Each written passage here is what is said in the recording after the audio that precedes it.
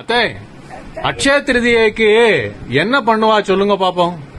அக்ஷய திருதி அன்னைக்கு தங்கம் வாங்குறதெல்லாம் அந்த காலத்துல கிடையாது. சரி தயிர் சாதம் செய்வா, ஆ ஒரு புது வேஷ்டி வாங்குவா. சரி வேஷ்டி வாங்கி தயிர் சாதம் செஞ்சு ஆ ஒரு வேஷ்டியில இலையை போட்டு அதுல வைப்பா. ஆ வச்சு ஊறுகாயோ அவியலோ வச்சு மூட்டையா கட்டுவா. சரி மூட்டையா கட்டி ஒரு பிரம்மச்சாரி பையனுக்கு தானம் பண்ணுவா. சரி அதுதான் அக்ஷய திருதியோட மெயின்.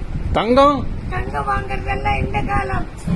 அடாடா வாங்க மாட்டா, குடுக்கறதா உண்டு. குடுக்கறதா உண்டா? ஆமா, தானம் பண்ணலாம். தங்கமும் தானம் பண்ணும். தங்கமும் முடிஞ்சவே தானம் பண்ணலாம்.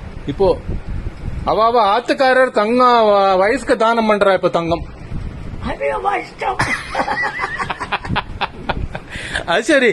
இந்த மொரத்துல பண்ணுவாள், அது என்னது? மொரம் மொரம் மரமா சித்ரா பௌர்ணமி. ஆ சித்ரா பௌர்ணமிக்கு ஒரு மரம் வாங்குவா, புது மரம். சரி நவதானியமும் அதுல வைக்கணும். ஆ நவதானியமும் வச்சு சித்திரகுப்தனை பூஜை பண்ணலாம். ஆ பூஜை பண்ணி ஒரு வாத்தியார் பூஜை பண்ணுவாரே, ஆமா அவருக்கே தானம் பண்ணுவா. சரியா போச்சு.